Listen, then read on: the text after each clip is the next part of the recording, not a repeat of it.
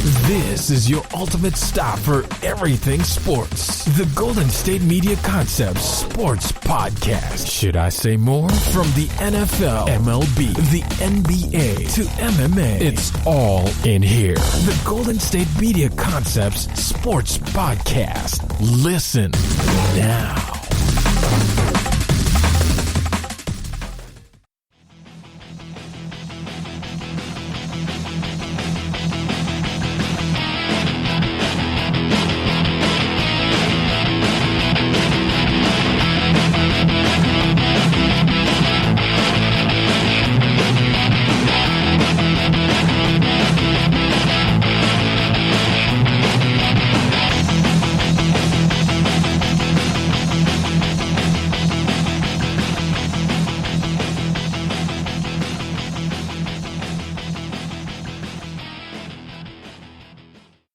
Thank you for tuning into the GSMC Sports Podcast, brought to you by the GSMC Podcast Network. I'm your host, Noah Dunlap. I hope all of you are having great days wherever you find yourself. I hope y'all are excited to hear my voice, at least as excited as I am to hear my own voice, because let's be honest, you can't be in this industry if you don't like hearing yourself talk. So I certainly do. I hope y'all are ready to. Got a lot to get to today because, well, the sports world never stops.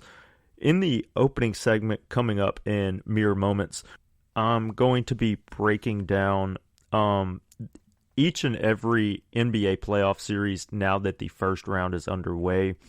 Every single game one is done. So in the opening segment, I'm going to be breaking down what we've learned from game one, what to expect moving forward, and what each team can do to end up having success, at least through the first round. Coming up later on, segment 2, going to be breaking down the Tim Tebow signing. I know it happened a while ago, but I don't know that anyone here at GSMC has talked about it, so I want to go ahead and break that one down. We also are going to be breaking down the Tony La Russa comments about the unwritten rules in baseball and why it is that Tony La Russa quite simply just needs to get out of the game. And then I'm going to be wrapping up the show today in the last segment.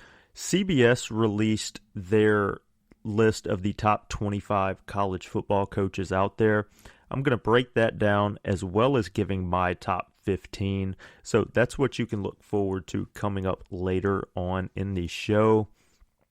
But first, I want to go ahead and dive into the NBA playoffs and break down what it is that we've seen so far throughout. I want to go ahead and start with the 1 seed, the Philadelphia 76ers, taking on the Washington Wizards. Philadelphia got the win in game 1. They looked good doing it. The 37 points that Tobias Harris put up certainly helped. And I think Philadelphia is going to be fine in this series. They got to get more contributions because I don't know that you can expect for Tobias Harris to go for 37 in each game because that's just not who he is. But I do like the fact that you got a real contribution from Harris in game 1. The issue with Washington on the flip side, on the opposite side of the court, was that Russell Westbrook only went for 16 points and 14 assists, I believe it was. Washington is not going to win this series with Russell Westbrook only scoring 16.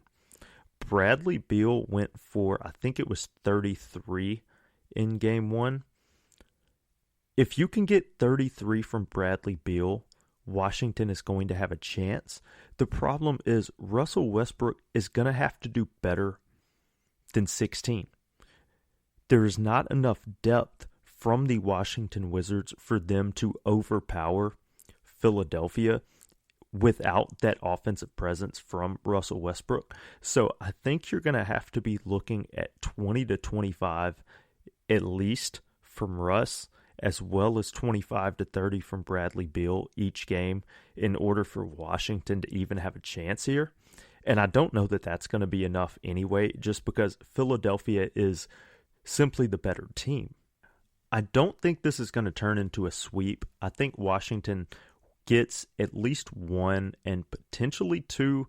Maybe they extend it to 6, but I don't think that's going to be likely, as I feel like this is probably going to be a 5-game series. Moving on to the 2 seed in the East, the Brooklyn Nets. So they took game 1 reasonably handily against the Boston Celtics, and I think Brooklyn so far, at least in game 1, kind of went under the radar with how well they played. Based on what we saw in game 1, if the big 3 from Brooklyn, James Harden, Kyrie Irving, and Kevin Durant, are playing that well together, Brooklyn is not losing in the postseason. Not a full series, at least.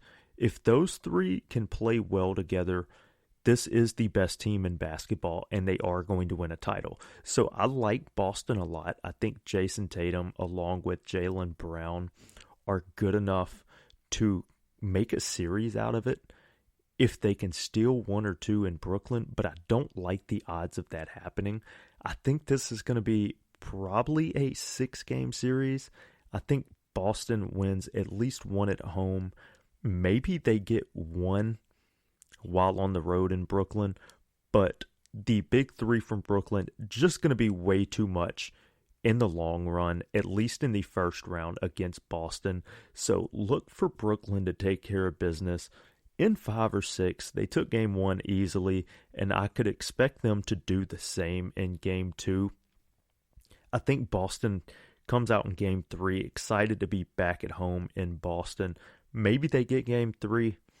Game 4 goes Brooklyn. Game 5, don't really know. Kind of a toss-up. And then if it goes to 6, Brooklyn wraps it up in 6. They advance to the second round. The 3 seed out east, the Milwaukee Bucks versus the Miami Heat. I think this is honestly one of the more intriguing matchups of the first round. And we saw that in game 1. Game 1 went to Milwaukee, really tight. The reason I think this is one of the more intriguing series is because Milwaukee is going to be run through Giannis. We all know that. I think everyone understands that. They expect that to be the way this series plays out. The problem is there aren't many people in basketball that can defend Giannis quite the way that Bam Adebayo can. Bam is long enough to compete on the defensive end against Giannis, who uses his freak athleticism, his length, to get to the rim mainly. Bam is one of the few defenders in basketball that can keep him at bay, use his own length to play better defense than most people in basketball can. So I think this is actually going to be one of the better series we see in the first round. I understand that Milwaukee won game 1. I understand that Milwaukee's the 3 seed. However, if the Miami Heat can keep things rolling the right way, if they can stay healthy, they can hit a few shots here and there, I actually like Miami to pull off the upset here.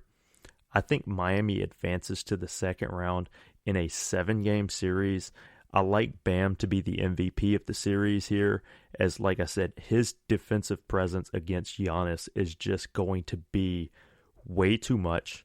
It's not something Milwaukee has seen much. It's certainly not something that I think Giannis has seen, especially in the regular season. So I think that may catch Milwaukee by surprise just a little bit. So look for Miami to win a tough series, get a big Game 7 victory on the road, and advance to move on to the second round. The last series coming out of the Eastern Conference is the Atlanta Hawks and the New York Knicks. Atlanta pulls out Game 1 on a Trae Young floater late to seal the deal. I think you would just be crazy to bet against Atlanta at this point. And I understand that I think the Knicks are the better basketball team, but at some point you just have to kind of understand and accept the fact that some franchises are simply cursed, and the New York Knicks are one of them. The New York Knicks, I don't know that they're going to win another playoff series in my lifetime. And I wish I were joking when I say that, but at this point, with what I've seen, the past years of futility that you've seen from that organization, from that franchise, it's hard to think that they will. So I think this is a 6-game series at minimum, but I do think Atlanta ends up getting the win here. I think Trae Young, along with Lou Williams, gets the job done. Like I said, in a tight 6-game series, but I think history is going to repeat itself here. I think the Knicks are going to be, they're just going to be cursed. They're going to play reasonably well. You're going to come up just short, as we've seen time and time again in the past. And, well, history repeats itself. The Knicks get eliminated in the first round, and Trae Young and the Atlanta Hawks are going to move on in a tough 6-game series. Now, switching gears, let's go check out the West Coast and the Western Conference instead of the East. The Western Conference saw an upset in Game 1 at the top of its standings as the Memphis Grizzlies and Ja Morant managed to go into Utah and knock off the 1-seeded Utah Jazz. This is going to be a fascinating series to watch. And the reason I say that is because, to me, this is a great matchup for the Memphis Grizzlies. When you look at it, they're dealing with Valanciunas as your center down low. I think he creates certain problems for Rudy Gobert on the inside. He doesn't play much defense, and I think that's going to cost Memphis in the long run. His offensive presence is undeniable. Everyone sees it, especially if you've been watching Grizzly basketball all year. But his defense is absolutely a liability. Great rebounder as well. But like I said, I just don't know that the Grizzlies can overcome the defensive liability there. I like Ja Morant in the matchup against Mike Conley. I think at this point in their careers, Ja Morant is already a better point guard. So I like Memphis on that side. And the bench play is going to kind of be the question. Donovan Mitchell missed Game 1 for Utah. If he doesn't come back, maybe this series switches and maybe Memphis can get the upset in probably 6 or 7. I think Mitchell is going to come back in either Game 2 or Game 3. That's going to flip the script a little bit in this series. I think it's going to go 6, potentially 7. I think Utah squeaks it out. Memphis fans, you're going to be somewhat disappointed, but I think you can be proud of what you see, especially when you look at how young the Memphis Grizzlies are. Basically far and away the youngest team in basketball right now. Already pulling off an upset in Game 1 in the Western Conference first round, and I think they make a really good series of this. So another really intriguing series, but I do think the talent that Utah brings to the table is going to be just a little too much for the upstart Memphis Grizzlies. Now, the 2 seed out west, the Phoenix Suns, taking on LeBron James and the Los Angeles Lakers. There are going to be some fireworks in this series. Phoenix got the win in Game 1.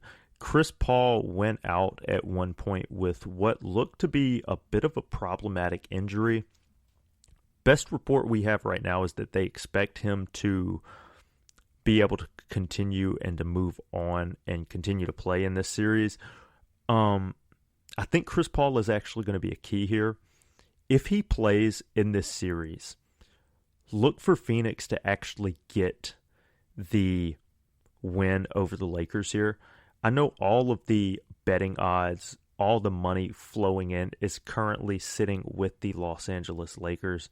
And when you have LeBron James, when you have Anthony Davis, I think that's a smart bet. The problem is when you look at the talent level right now, look at how these two teams are playing. Phoenix is just a better basketball team as long as they're healthy. If they lose Chris Paul, I think there's a problem, and we need to address that at that time. But right now, as long as Chris Paul is playing, DeAndre Ayton just outplayed Anthony Davis in Game 1. If that continues, this series is over with. If DeAndre Ayton can come out on a game game-to-game basis and outperform Anthony Davis, there's no point in playing this series because it's done. Phoenix will win. Phoenix will move on. I don't know if that's going to be a thing. Don't expect LeBron to just lay down and take a 4 or 5 game series here, especially a loss. I think this goes 6. I think Phoenix gets the win, assuming Chris Paul is going to play. Like I said, if he doesn't, this switches just a little bit. But right now, you've seen Chris Paul before. He's a man. He's a warrior. And I would be extremely hesitant to think that Chris Paul is somehow going to just decide to sit out the rest of this series. Assuming he can move, assuming that shoulder allows him to pass, to shoot at least at a reasonable level, he's going to be out on the floor. He's not going to sit back. So I think Phoenix wins this series 6, maybe 7. Gambling odds, sometimes they let you down. I think they let you down here. Take Phoenix, fade LA, and that's just where we are. LeBron not going to repeat as champions because he's getting knocked out in the first round. Now, the 3-6 matchup out west is one that's interesting to look at. It's interesting to pay attention to. The Portland Trailblazers pulled off the Game 1 upset against the 3-seeded Denver Nuggets and MVP candidate Nikola Jokic. I actually think this is going to be how this series goes. I think Portland pulls off the upset in the entire series here. The problem is Damian Lillard. I understand that Nikola Jokic from the Denver Nuggets is probably going to end up winning the MVP, and I don't think you can argue with that too much. But Damian Lillard, when it comes down to clutch moments, I don't know that there's a more impressive guy playing the sport of basketball right now. Went for 34 points and 13 assists in Game 1. CJ McCollum, his counterpart in Portland, added 21. If those two guys shoot even remotely well, I think Portland wins this series, potentially in 5 games. That's a hot take that no one wants to talk about, no one wants to mention. But I actually really like this Portland team with Dame and CJ McCollum as a just solid backcourt. I mean, we know that Damian Lillard and CJ are going to score on the offensive side of the ball. What was arguably more impressive there in Game 1 was the defensive presence that Portland showed. Nikola Jokic, who has been averaging, he's an MVP candidate. He's been averaging as a big man right at 9 assists a game throughout this year. Only managed 1 assist in Game 1. He is going to be vital if the Denver Nuggets plan on winning this series. I think outside of Nikola Jokic, I personally think Portland is a better basketball team than Denver is, and I think they showed that in Game 1, and I wouldn't be surprised to see them continue to show that. So if Nikolai can't get the rest of the Nuggets playing up to at least close to his level, close to what you would expect from the 3 seed in the West, this series is already over. Because, like I said, I would trust Dame more than just about anyone on planet Earth right now in the clutch moments. When it comes down to crunch time, if you gave me a choice of 4 or 5 different people, throw LeBron on the list, throw KD on the list, throw Kyrie on the list, I don't care. I think I'm taking Damian Lillard because he's proven time and time again that he can handle that pressure, that he can handle the big shot, he can handle that moment. I don't know that it's even going to matter in this series because I think Portland, quite frankly, is just going to dominate. Like I said, that's something that no one at least no one that I've seen right now is really talked about. But I think that's what we're looking at here. I think Portland wins this in 5. I think Portland just comes out and utterly crushes the Denver Nuggets. Nikola Jokic, I think, still wins MVP, but a lot of people are going to be questioning their votes following what we see here in the first round series because, like I said, Portland wins, and I don't think it's really going to be all that close. The 4-5 out west, the Dallas Mavericks and the Los Angeles Clippers. This is probably going to be the best first-round series that we have. Luka Doncic, one of the top 5 players on the planet right now, and going up against Kawhi Leonard and the LA Clippers. Luka dominated in Game 1, got Dallas the victory, and did it in such an odd way. He did it by basically dominating Patrick Beverley all night long. And I wasn't all that surprised, mainly because Luka Doncic is bigger than a lot of people give him credit for. His size is something that is underrated about him, and I don't know that Patrick Beverley is big enough, as good of a defender as he is. I don't know that he's big enough to handle the size that Luka Doncic brings to the table. So I think that's going to end up being a problem if you're LA moving on in this series. Maybe you look at double teaming Luka, but I think Dallas is a good enough basketball team that if you decide to double Luka, I will take a 4-on-3 advantage that would give the rest of the Mavericks on the floor at the time. And maybe you look at moving Kawhi over to guard Luka Doncic. I don't think Kawhi is a good enough defender to handle Luka Doncic. I truly think Luka is that good. From a technical standpoint, he's not the best athlete you've ever seen. I think we all agree with that. But from a technical standpoint, from a basketball standpoint, Luka Doncic just does. And I think he showed that in Game 1. He's going to end up shifting how the Clippers have to look at moving forward from a defensive standpoint in this series. And I don't know that the Clippers are going to be able to hang here. I like Dallas to get the win. Like I said, I think this is going to be the best series that we have in the first round. Probably another 7-game series. Take Dallas. I'm not here to bet against Luka Doncic, at least not yet. So assuming both sides stay healthy, take Dallas here. Tough series, best one you see in the first round. You heard it here first, but I'm here to tell you the Dallas Mavericks are advancing. Okay, so that's the quick breakdown of what we have after Game 1 throughout all of the NBA playoff series and what we can expect moving forward. Coming up in the next segment, I'm going to be talking about the NFL's newest star, ? Tim Tebow getting signed by the Jacksonville Jaguars. Some people are upset, some people are happy. Going to be breaking down all of that and every different angle that you can look at with that signing. So stay tuned, and I'll see you coming up.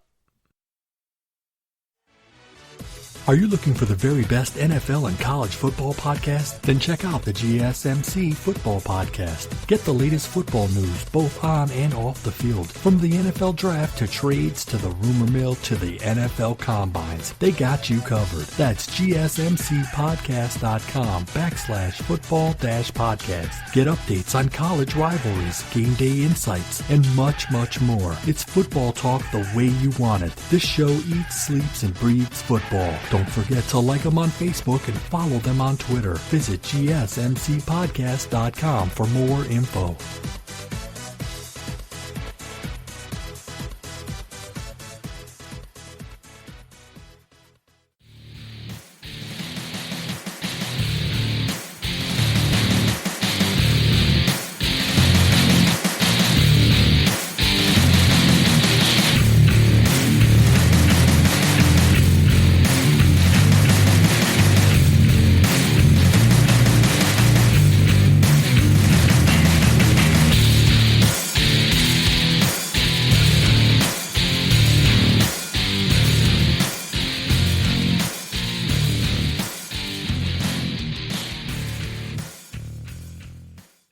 And now I want to go ahead and welcome all of you back.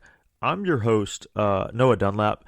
And so in the previous segment, we broke down what we've seen so far in the NBA playoffs. The first round is now underway over in the NBA. Also, coming up later on in the show, I'm breaking down and giving my top 15 college football coaches. So be sure to tune in, listen to that. But first, I want to talk about the Tim Tebow signing with the Jacksonville Jaguars. I'm pretty sure by now all of us have seen the news that Tim Tebow has been signed by the Jacksonville Jaguars at the tight end position. And that has, let's be honest, rightfully so, been met with a lot of criticism. I think that criticism is extremely fair because when you look at Tim Tebow, the problem is the guy is in his early 30s now. And does anyone really think Tim Tebow is going to make the roster come opening day? I think the answer to that question just has to be no. Tim Tebow, he doesn't strike you as being a tight end. I don't think he really strikes anyone as being an NFL player at any position. He was in the league for a while, played quarterback, won a playoff game in Denver, but outside of that, you had extreme mediocre success, if you want to call it that. I don't even know that I would go that far, but he had relative success, but nothing, extravagant. Your numbers weren't all that impressive. Sure, he had a great college career while he was at Florida. Urban Meyer was his head coach, and I think that is key number one as to why Tim Tebow is getting this opportunity. It's the Urban Meyer connection. And I think we would all be fools if we decided to ignore that connection, because that is the biggest key as to why Tim Tebow is getting this opportunity ahead of a lot of other people, especially people who may be more deserving. And sure, there are lots of players out there who are probably more deserving than Tim Tebow of at least getting this opportunity. Now, the first part of this that I want to break down is the fact that this has been met with extreme criticism online. And I think the first way to start this conversation would be to address the fact that it's okay to criticize and question why the guy is getting the opportunity without necessarily criticizing the guy himself.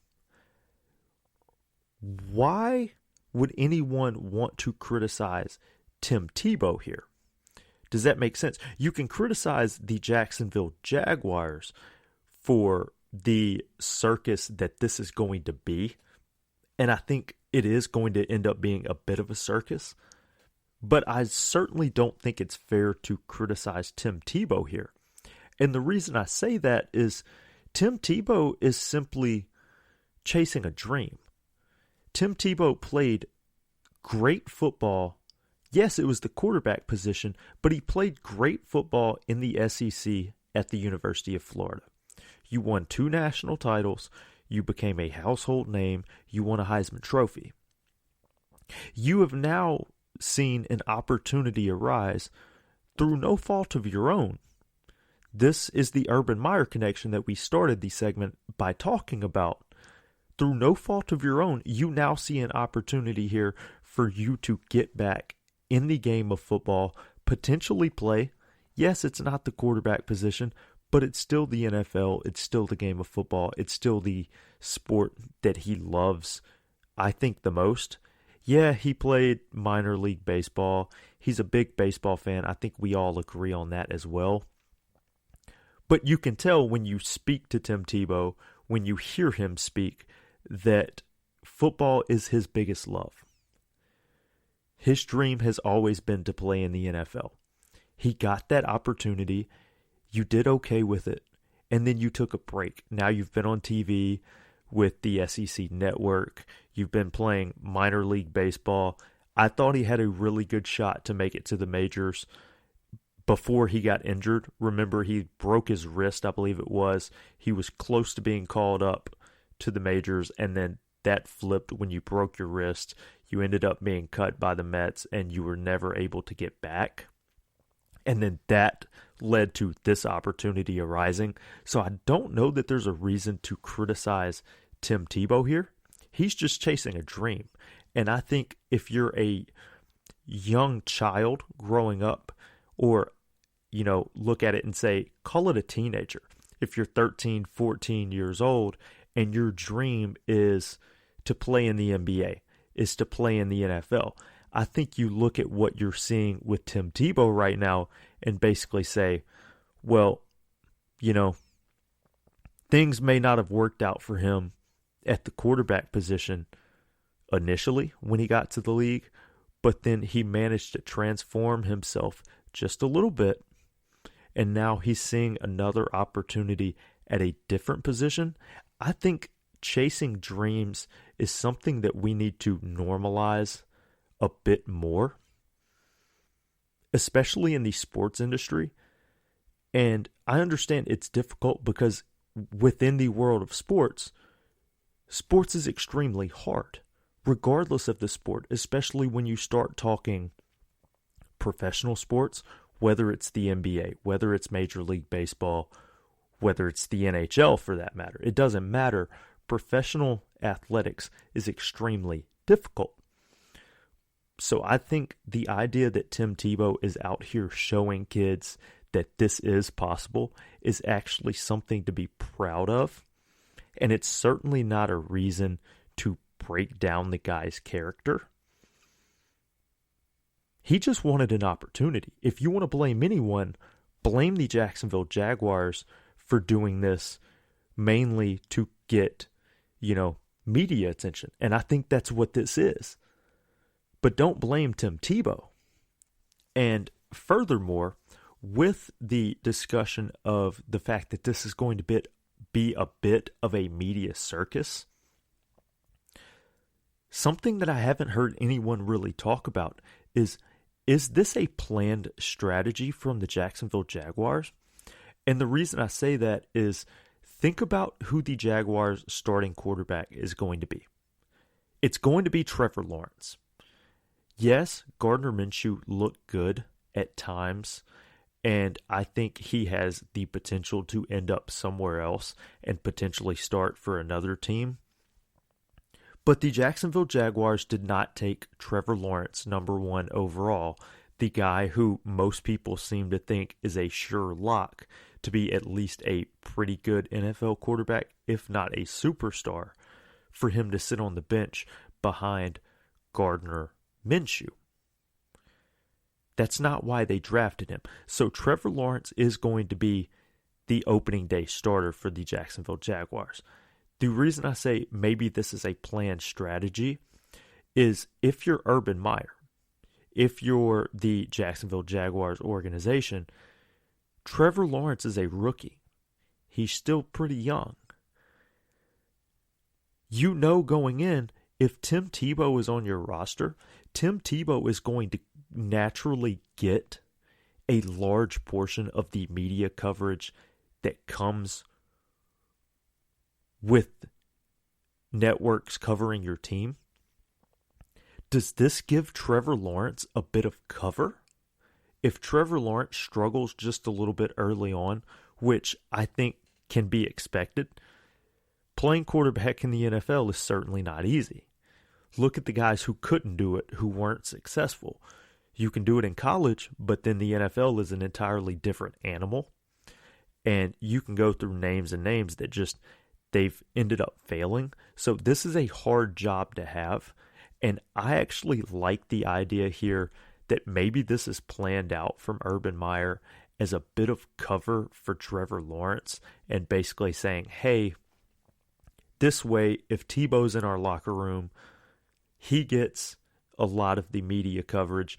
And if my rookie quarterback here, the number 1 overall pick in this year's draft, struggles, yeah, he'll get some questions, but it won't be anything like what it would be without Tim Tebow picking up and basically absorbing a lot of that media attention, a lot of that media criticism.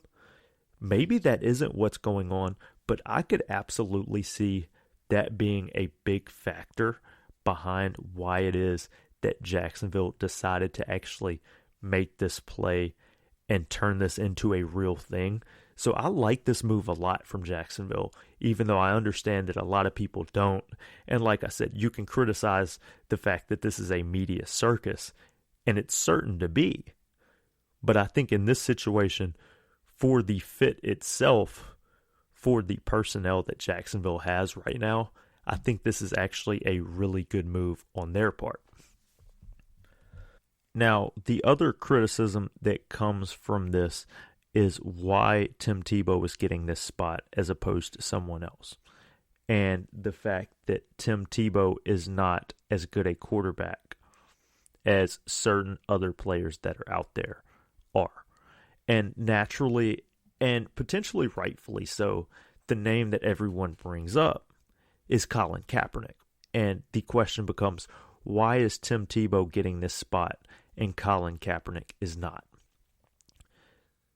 There are plenty of answers. All of them are great. All of them explain it. But potentially the most important is the salary situation here. Remember back when Colin Kaepernick was being offered a spot with the AAF, the now defunct football league that folded after less than a year?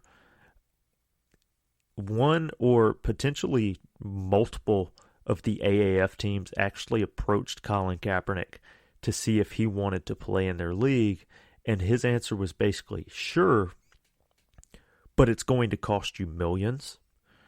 And the problem there was no one in that league was making millions, and basically the AAF said, well, wait a minute, we're not actually going to be able to do that in and of itself. This is a tight-knit budget that we have trying to keep this football league afloat. And as we saw, that was actually true because, like I said, they folded after less than a year. And so Kaepernick wanted millions there. Tim Tebow, this 1-year deal that he just signed with Jacksonville is a 1-year veterans minimum at $920,000 with none of it guaranteed. That would be the other issue as to why Tim Tebow has this opportunity and someone like Colin Kaepernick doesn't. Number one, money plays a factor here. Do we think that Colin Kaepernick would be willing to take less than $1 million a year with nothing guaranteed to potentially play football again? I think the answer is no. And the other side of this is Colin Kaepernick, if he plays football again, he wants to be a quarterback. Tim Tebow is not here to be a quarterback. Tim Tebow is here to play tight end. So that's one thing that I think many people are sleeping on just a little bit, especially the people who throw out Colin Kaepernick's name. Because this was never about Colin Kaepernick. This was never about Tim Tebow. This is about the Urban Meyer connection to Tim Tebow. And the other side of the Colin Kaepernick thing, and the reason that people throw out Colin Kaepernick's name as, well, this is a problem with the NFL, the fact that Tebow has a job and Cap doesn't. Does Colin Kaepernick really want to play football? And there are a lot of people who are adamant that he does, and that might very well be true. But like I said, he had the opportunity to play in the AAF, and money got in the way. He basically said, hey, I'm not playing for what y'all are offering. If y'all give me this, I'll pay.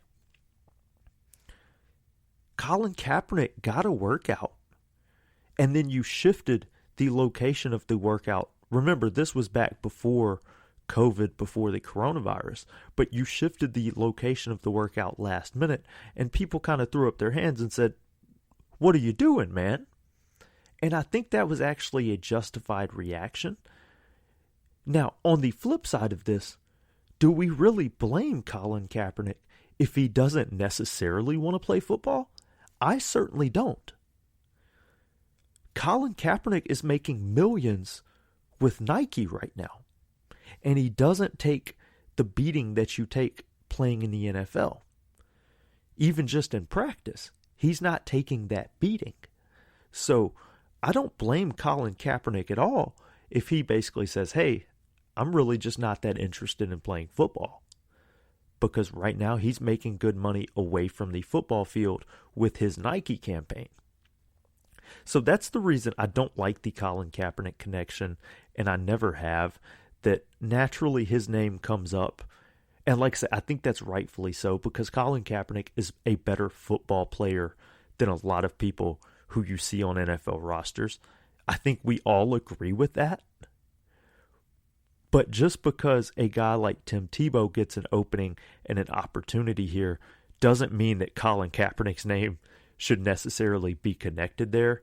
And the fact that those two guys, to a degree, have somehow become connected now, I just don't like that. I don't think that's right, and I don't think the connections, the comparisons there actually make all that much sense, because they are two very different situations that have very different underlying reasons for why it is that this is occurring and that isn't, and that isn't, and this is. So that's the breakdown there. The other side of this that no one's talking about, think about just how popular Tim Tebow is and always has been.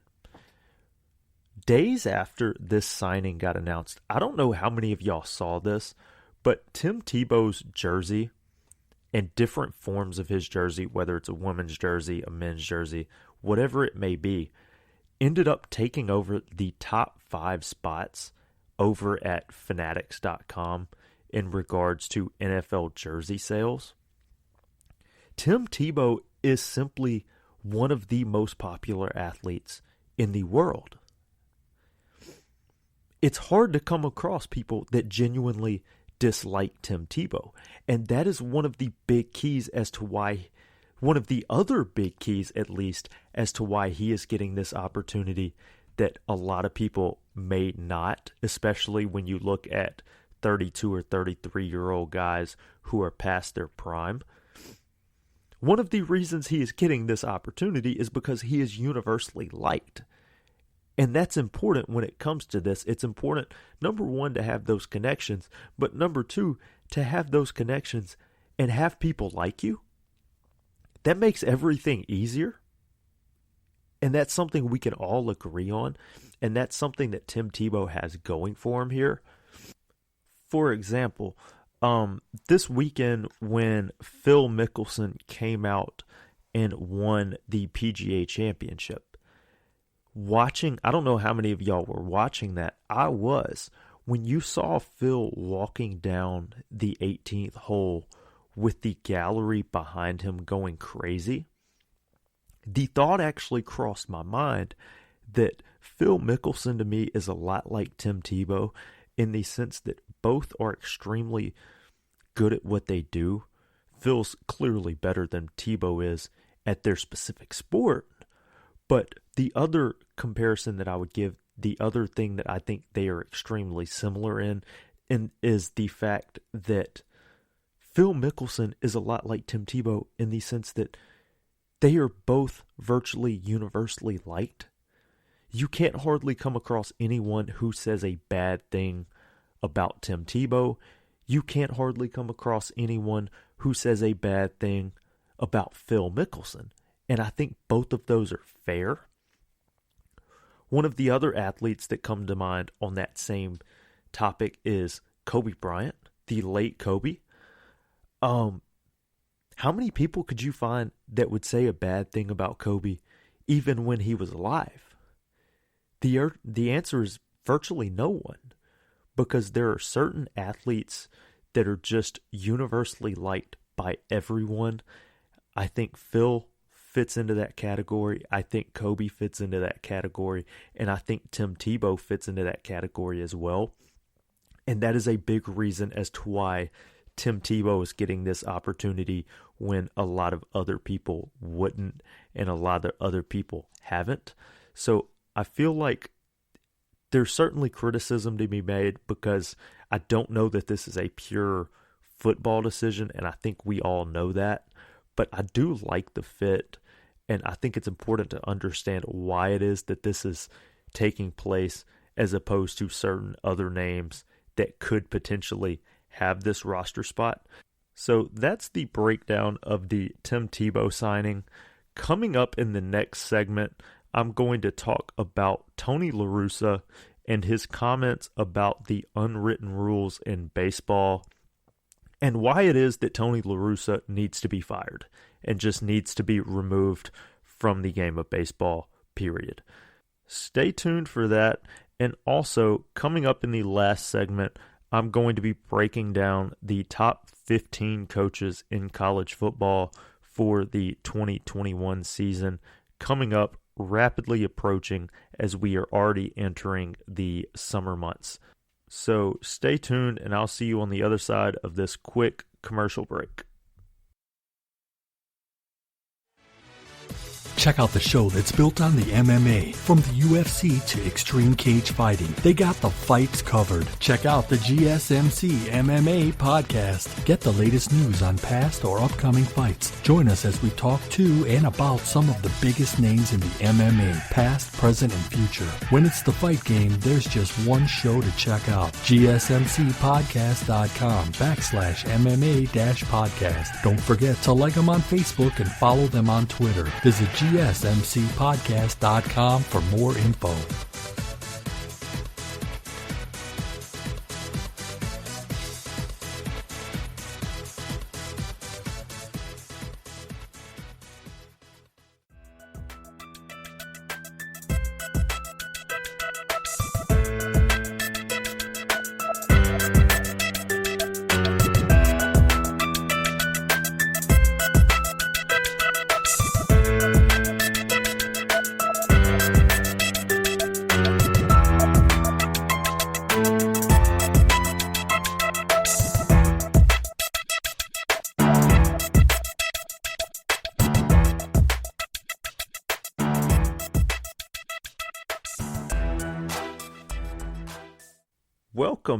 Welcome back in. I am your host, Noah Dunlap. This is the GSMC Sports Podcast, so thank you guys for tuning in. In the last segment, we broke down and talked about the Tim Tebow signing and all of the different angles as to why it is that took place and some of the criticism, some of the praise that has actually come about from the Jacksonville Jaguars making that announcement that they were signing Tim Tebow. Now, moving on away from that, I want to look at Tony La Russa, the Chicago White Sox manager, and his comments surrounding the incident that took place last week with one of his batters. I believe the guy's name is Yerwin Mercedes. He's a rookie, and in a blowout game last week against the Minnesota Twins, Yerwin Mercedes hit a 3-0 pitch for a home run, and there were a lot of people that were not happy about it because apparently that violates some of the weird, absurd, unwritten rules in the sport of baseball. Now, there are multiple different ways to look at this. Number one, Tony La Russa, as we know, he was the manager of the St. Louis Cardinals for the longest time. He's in his 70s now, and he just got hired by the Chicago White Sox. This is his first year up in Chicago, and I'll be the first one to tell you, I was extremely skeptical of Tony La Russa as a manager in today's baseball.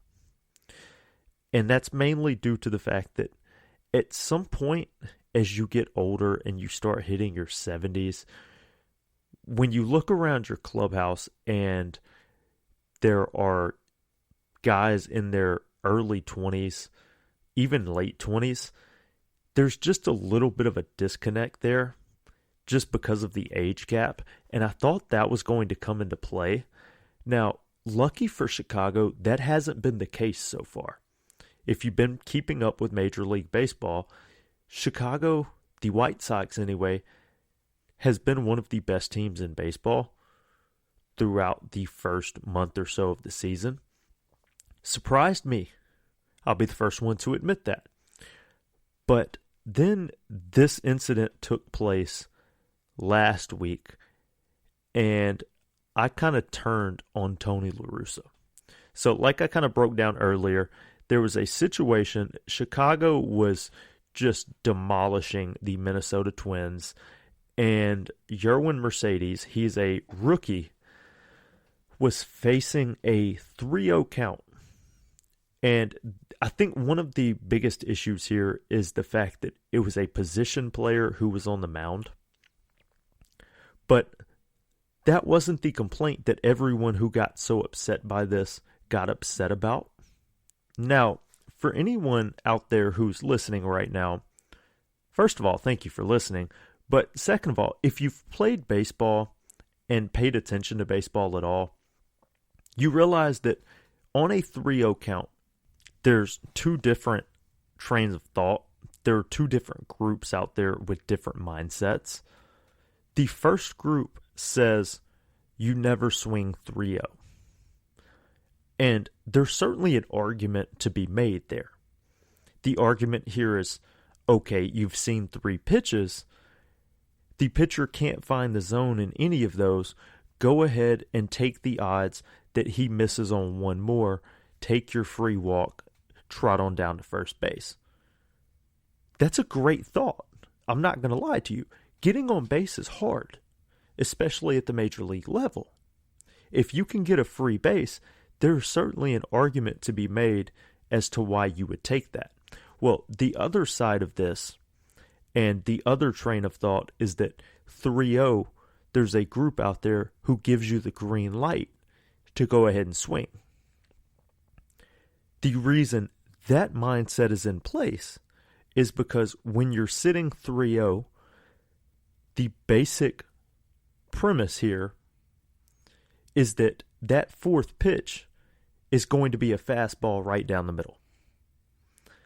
You're not going to see a better pitch all game long than a pitcher throwing a fastball right down the middle. If you feel like you can groove that one, then go ahead, put a nice swing on it, take your chances. That's the second mindset. Tony La Russa clearly is of the mindset that you take always 3-0. And he came out after the game and said as much. The issue here is this game was a blowout. Okay? And the Minnesota Twins had a position player out on the mound, sitting 3-0 against Mr. Mercedes here. Tony La Russa apparently gave the red light and said, hey, we're taking here. You're going to take all the way. Mercedes either ignored the red light or just didn't see it, ended up swinging on the 3-0 pitch that was right down the middle, hit a home run, and it started this huge ruckus surrounding unwritten rules, what is okay and what isn't. I'm here to tell you, I am perfectly fine with swinging 3-0 if you're willing to take your chances that you can get on base. That's what Yerwin Mercedes decided on. That's the odds that he took. And guess what? He hit a home run off of it. And now people are mad at him? Why does the pitch count determine when I can swing? That just makes no sense. Think about this. Does the score determine if Steph Curry can shoot a 3? The answer is no. If Steph Curry is in the game, it's his object, His goal is to score. And it just so happens that he's the best shooter on the planet. In hockey, in soccer, think about the idea that an opposing team pulls their goalie or their goalkeeper, and you're sitting with an empty net. Because your team is already up late, if you end up with the ball, if you end up with the puck, and you see the empty net, are you just supposed to hold on to it and not score? No. You go ahead, you add the insurance goal. That's exactly what Yerwin Mercedes did here. Except because it was on a 3-0 count, people are upset. How does that make sense? Imagine telling Alexander Ovechkin, imagine telling Sidney Crosby that they're looking at an empty net, but that they can't shoot. Imagine telling Lionel Messi or Cristiano Ronaldo that they have the ball up late and there's an empty net, but they're supposed to just dribble it out, kick the ball around a little bit, and not go ahead and score. They would all look at you like you're crazy, because that is the exact purpose of why they are out there. That is their goal. So the idea that you would tell them anything else is patently absurd, which is why the ruckus, the outrage surrounding this infuriates me so much, because that goes against everything that athletics is. That goes against everything that sports is based on. And so following the game, because of the fact that, well, this somehow broke one of baseball's many absurd, unwritten rules, Tony La Russa got asked about it after the game and basically said he was upset, he was frustrated with Mercedes for hitting the ball there, for swinging there, and that basically he would take care of it. What does that even mean? You're going to take care of it? How? The guy did his job and hit a home run. More importantly, hitting home runs in baseball is hard. This guy is a rookie. He ain't had many chances. Your team is up big, sure. He just added an insurance run while helping his stat. What's wrong with that? Where's the problem there? I'm sorry if I'm just not seeing the issue. But for Tony La Russa and his old man self, who wants to play the game the right way, whatever that means, and, well, we just need to respect the game, what part of what Yerwin Mercedes did somehow disrespected the game? By swinging the baseball bat, which is why he's in the batter's box? That's not disrespecting the game. That's a batter, oddly enough, doing his job. There's no problem here. So this weird outrage surrounding unwritten rules in baseball, it's just got to stop. It makes no sense.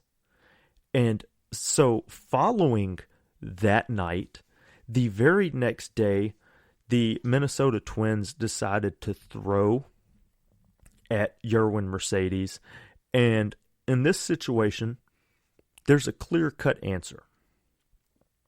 If you're Tony La Russa and you get asked about the fact that this guy just got hit with a fastball because, well, he broke one of the many obscure unwritten rules in baseball, you have to defend your player.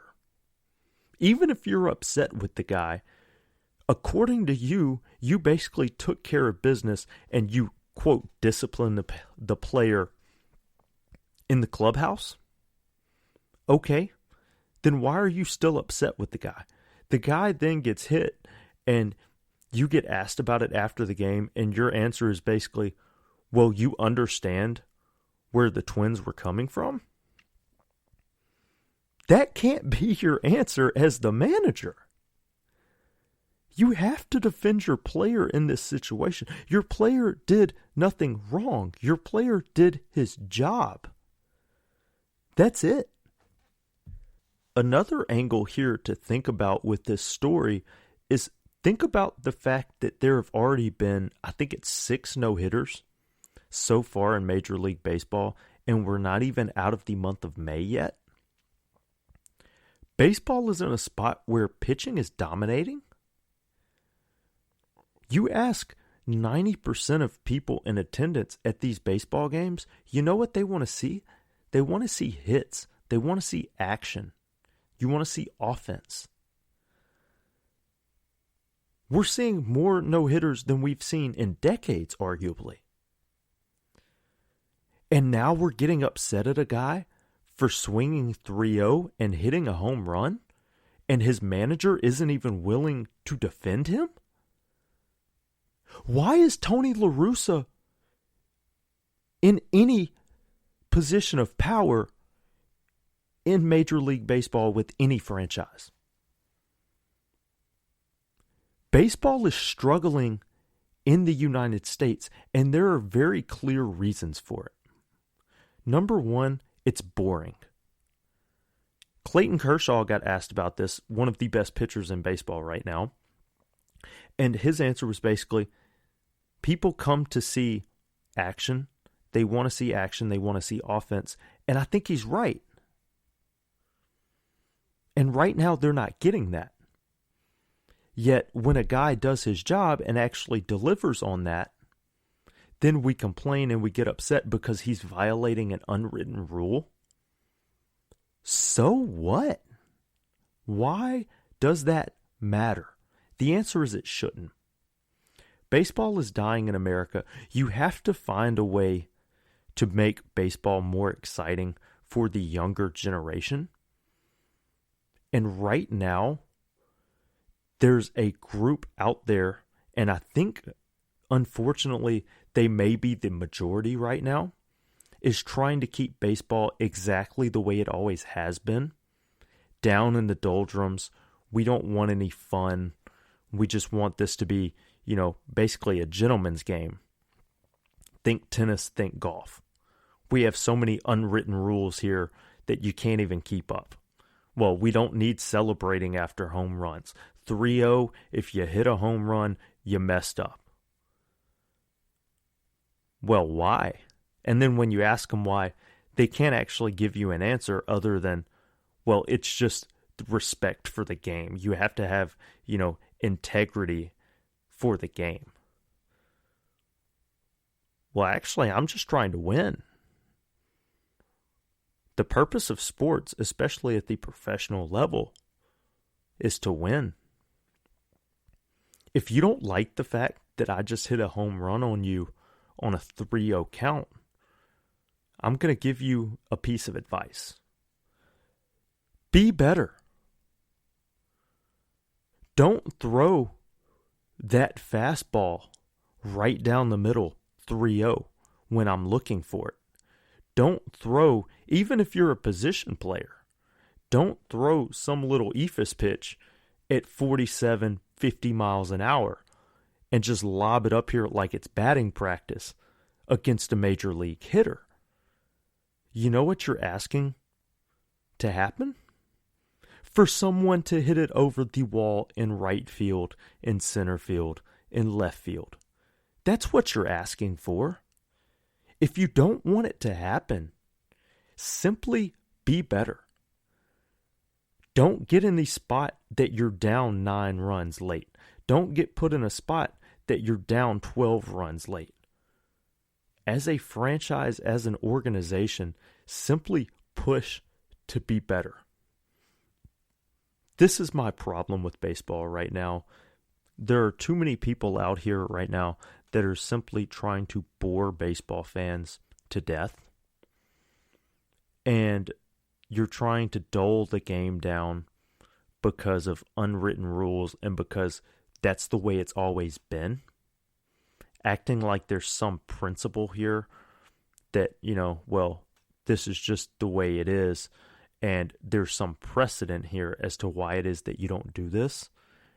And then when you actually combat that and say, well, wait a minute, why is that the way it needs to be? Why can't we try something else? Their answer is, well, it's precedent, so it doesn't matter. The only way to end precedent, especially with ridiculous things like this, like the unwritten rules in baseball that you can't swing 3-0, that, you can't celebrate or anything else, you just have to do it and deal with the backlash. And so to Yerwin Mercedes, I say, wonderful job. I love the fact that you decided to actually go against the grain here and actually take matters into your own hands. And you said, hey, I see a pitch that I think I can crush, and that's exactly what you did. Anyone who is upset by that, the problem is with them. It isn't with Mercedes here, because he did nothing wrong. Who was it? I think it was Bryce Harper back a couple of years ago who pulled out the hat or whatever it was that just said, make baseball great again. That's exactly what needs to happen. Baseball is so boring. You've managed to lose the younger generation. And no one's arguing with that. The younger generation is no longer as, mystified by baseball as past generations have been. Now it's everyone wanting to grow up playing basketball. It's everyone wanting to grow up playing football. Baseball, which is America's pastime, has now taken a back seat to these other sports, and I think it's by and large because of the fact that baseball is still boring while these other sports are more exciting. There's more action going on. Make baseball fun again. Get the younger kids involved. Let people celebrate. If you don't want someone hitting a bomb on you on a 3-0 count, then be better. Instead of throwing that fastball right down the middle, trust your pitcher to throw an off speed. Trust your pitcher to be able to throw a curveball that catches the batter looking. When you're sitting there expecting the 93-mile-an-hour fastball, suddenly he slows it down and you throw a 79 and 81-mile-an-hour curve. He's not hitting that one out of the park. Just be better. It's that simple. Tony La Russa should be ashamed of himself for the fact that he did not, number one, that you were just bashing your player for swinging 3-0, number one. And number two, the fact that when the Twins came out the next night and decided to hit Yerwin Mercedes, you decided to basically say you understood why they did it and that you didn't have a problem with it. Defend your player. He should be number one here. Tony La Russa, I don't know why you're in the game of baseball at this point, because right now you are the problem. It's that simple. Baseball needs to be more fun. You need to get young kids involved. And people like Tony La Russa sticking around the game, there's just no way that's happening. So that's the breakdown of the Tony La Russa situation with the Chicago White Sox and the Minnesota Twins. Coming up in the next segment, I'm going to read off CBS's top 25 coaches, college football coaches, coming into 2021, and then give my own top 15 and compare where they fall in line and where they differ. Stay tuned for that. Quick commercial break coming up, and then I will see y'all on the flip side. Are you looking for help for your fantasy football team? Check out the GSMC Fantasy Football Podcast. Get today's best advice on who to start, who to sit, even who you should draft. From sleeper picks to red-hot lineups, they got it all covered for you. That's gsmcpodcast.com/fantasy-football-podcast. We'll cover traditional leagues, dynasty, PPR, even IDP leagues. When you need fantasy help, there's just one show to hit up. Don't forget to like them on Facebook and follow them on Twitter. Visit gsmcpodcast.com for more info.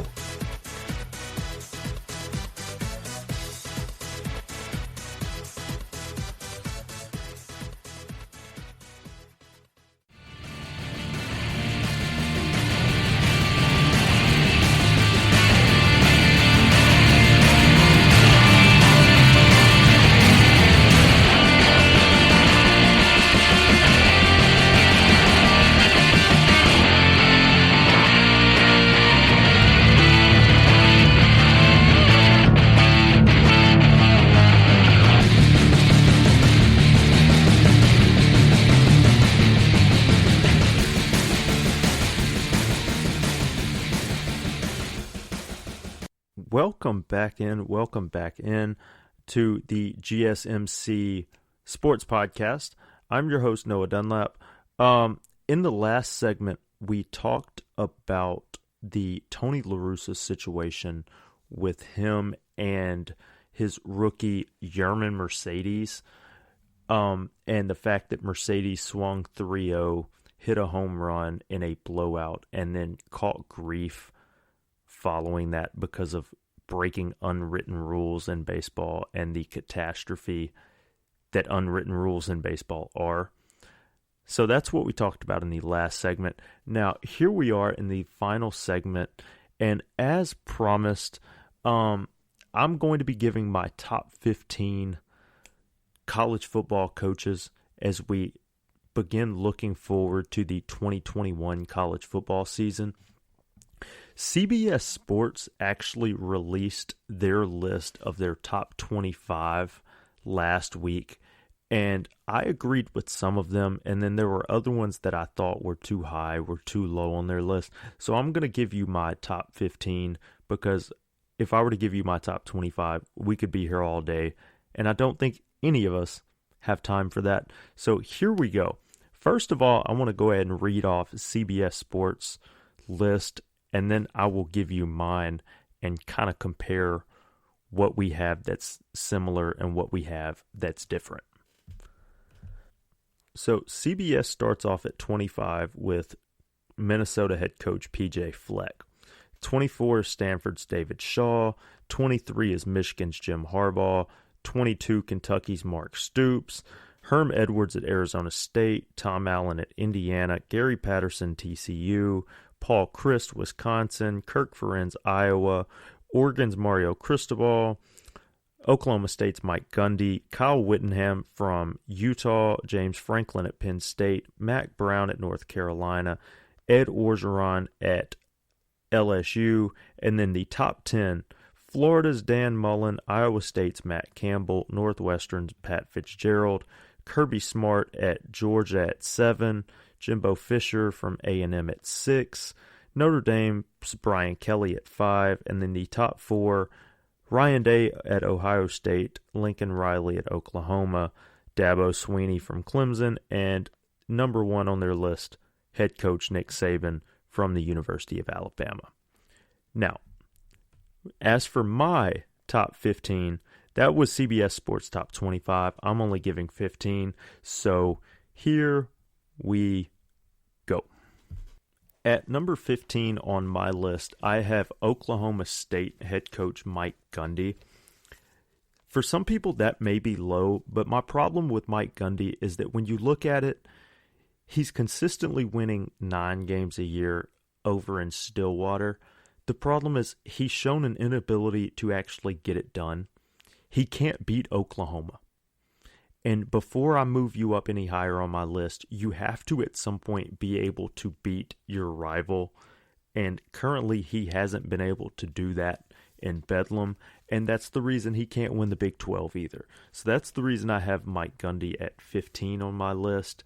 14 on my list, Mike Stoops from Kentucky. Stoops fell down at 22 on CBS Sports list, and I thought that was really low.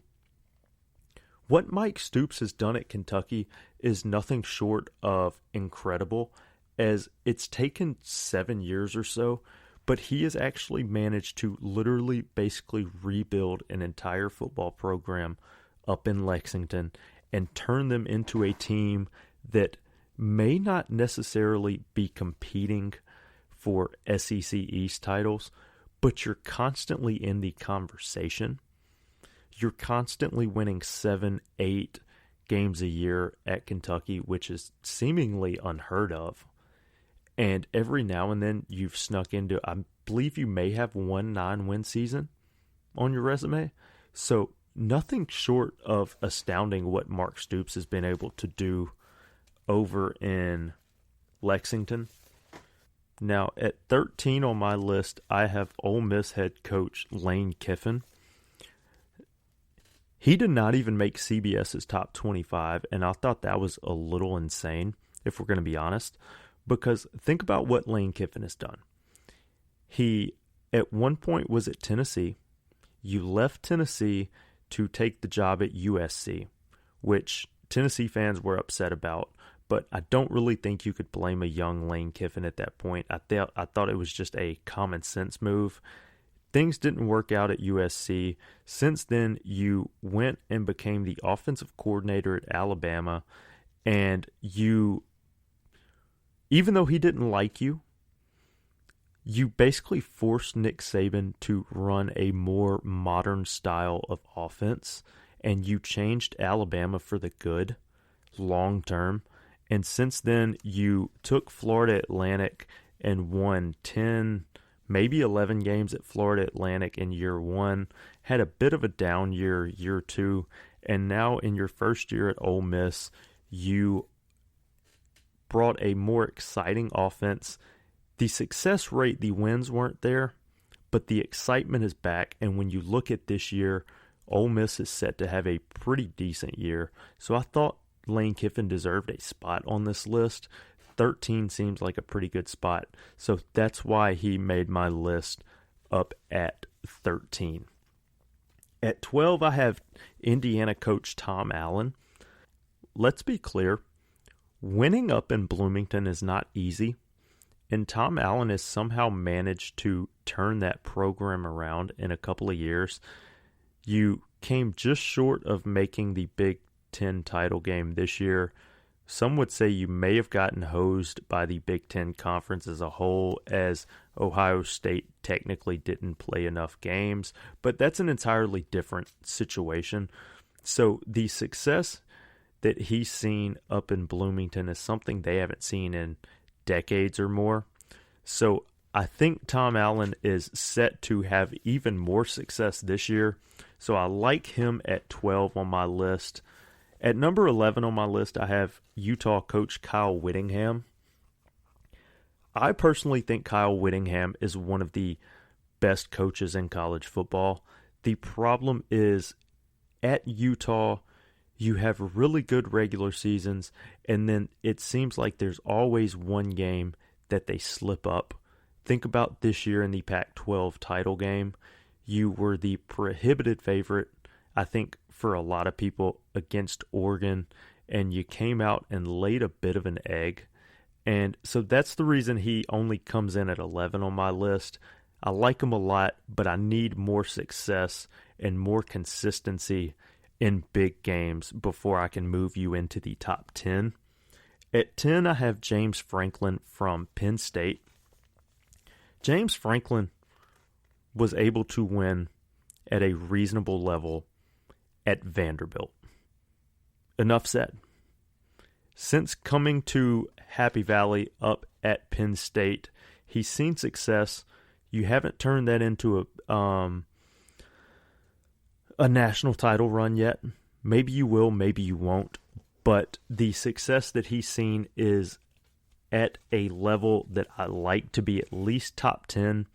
And when you throw in the fact that, like I said, you actually won 7 or 8 games a year at Vanderbilt, you absolutely deserve a top 10 spot. So that's the reason I have James Franklin coming in at 10. At 9, I have Dan Mullen from Florida. Dan Mullen won and at one point had the Mississippi State Bulldogs at number 1 in America back in 2014. Since then, he's left Starkville to go down to Gainesville and has played for an SEC title. Came up just short this year against Alabama, but then again, everyone did, so there's nothing to be ashamed of there. The recruiting is the only downside about Dan Mullen. A lot of people criticize his recruiting, and I think that's a valid complaint. So he's a guy who could absolutely be higher on this list, but due to certain questions surrounding recruiting, I have you down at number 9. At number 8, I have Kirby Smart from Georgia. The only reason I have Kirby Smart ahead of Dan Mullen, if we're going to be honest here, is because Kirby Smart believes in recruiting, whereas I'm not sure that Dan Mullen does. I feel like for the most part, these two guys are virtually the same person outside of recruiting circles. So Kirby Smart gets the nod here solely because of the fact that you are a better recruiter and you put more emphasis on that, and that in the college game, at least, recruiting is such a massive part of college football these days that that's the only way you win. Dan Mullen will never become a national title winning coach if he doesn't put more emphasis on recruiting, and right now that's something that he's been stubborn to try to do. Kirby Smart gets the nod at 8. Because of that, Dan Mullen sitting at 9. At number 7 on my list, Pat Fitzgerald from Northwestern. This is one of those weird names that kind of creeps under the radar for a lot of people, and he's never won anything. You've won 2 division titles up in the Big Ten at Northwestern, but you've never actually won the Big Ten. You've never won anything past that. But that in and of itself, coming from Northwestern, is phenomenal. And that's enough to get you number 7 on my list. And I think that's a valid spot for you to be at. Because, yeah, you haven't had the national success that a lot of the guys on this list have had. But you're at Northwestern, so the expectations aren't there. The idea that he's managed to take the Northwestern Wildcats and win 2 division titles in what may be the second best conference in college football is absolutely astounding. So hats off to Pat Fitzgerald, and that gets you number 7 on my list. Number 6, I have Jimbo Fisher. Jimbo Fisher is one of those guys that you don't really know what to do with. The expectations are there virtually every year. He managed to win a national title while he was back at Florida State with Jameis Winston at the helm playing quarterback. Since then, you left Tallahassee, you moved to College Station, you took a huge contract, and everyone seemed almost certain that Jimbo Fisher was going to turn that into mainstream national success. Currently, that hasn't happened. And I think this year you saw the glimpse of what could be. A&M found itself just on the outside looking in of the college football playoff bubble. And there are certain people that thought they should have been in. You could make that argument. They found themselves just on the outside. And now you're in a situation where you're losing quarterback Kellen Mond. So we're going to find out a lot about Jimbo Fisher this year. As losing the veteran Kellen Mond here, you have to replace him, and seeing what Jimbo can do to replace that reliable weapon on the offensive side of the ball. If he can keep A&M in the discussion and potentially break through this year, I think he may rise on this list come next year. But right now I felt like 6 was a solid spot for him to be at. And starting with Jimbo at 6, my list looks exactly like CBS's did. At 5, I have Notre Dame coach Brian Kelly. Brian Kelly has never won a national title at Notre Dame. He's played for one back in 2012. They got blitzed by Alabama in the title game. That was the Manti Te'o year. And they were just overmatched. And I thought most people knew they were going to be overmatched coming into that game. Yet, dealing with the academic standards that you have at Notre Dame that are higher than a lot of other places, Brian Kelly has consistently been able to take the Fighting Irish to the playoff. You made the playoff again this year. Like I said, back in 2012, you played for a national title. So he's constantly been right there on the edge. He just hasn't actually been able to break through and win the title game. That's not actually all that shameful when you talk about Notre Dame. That's the reason he makes the top 5 on this list. Brian Kelly is a monstrous head coach. I think among a lot of people, he's actually underrated. And that's what's weird about this is when you think Notre Dame, you always think kind of overrated. But when it comes to Brian Kelly, I actually think he's pretty underrated as a head coach. So he makes the list at number 5. Ohio State coach Ryan Day at 4. Ryan Day, the issue with him right now is that he just hasn't been around long enough. You've seen glimpses of success. I mean, think about it. He led Ohio State to a national title game this year. Last year, you lost to Clemson in the semifinals. So you've made the playoffs, and that's impressive in and of itself. The question that I have with Ryan Day is you took over a product that Urban Meyer left up there in Columbus. So the question that I have surrounding that is this Ryan Day's team or is this Urban Meyer's team? Is this his program or is this Meyer's program? That's the reason I have him at 4. I think he has the chance to jump, but right now I need to see what he can do recruiting-wise with his own players and the fact that it is now solely his program as opposed to having Urban Meyer's name on it as well. So right now you have to be happy with what you've seen from Ryan Day, but I still need to see a little more before I decide to jump him potentially into the top 3. At number 3 on my list, I have Lincoln Riley from Oklahoma. Riley has seen obscene success at the quarterback position while he's been at Oklahoma. Started out with Baker Mayfield, turned that into Kyler Murray. Then you had Jalen Hurts. Now you have Spencer Rattler. The quarterbacks that he has had in his time in Norman, I feel like I could be pretty successful with those names. Like, they're just that talented.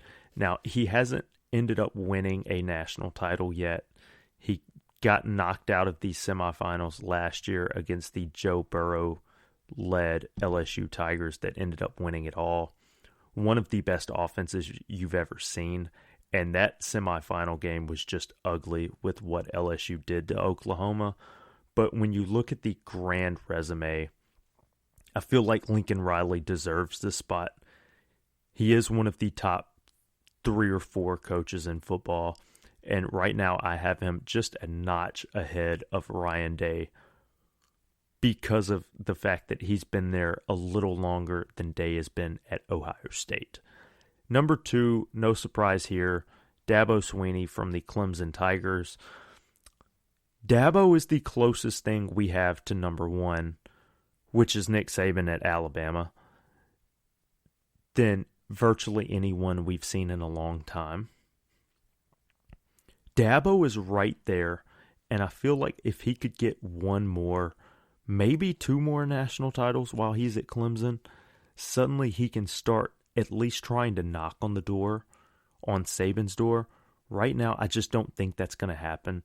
You're losing Trevor Lawrence, and yes, you have a phenomenal quarterback coming in who's now been there for a year, but he isn't Trevor Lawrence.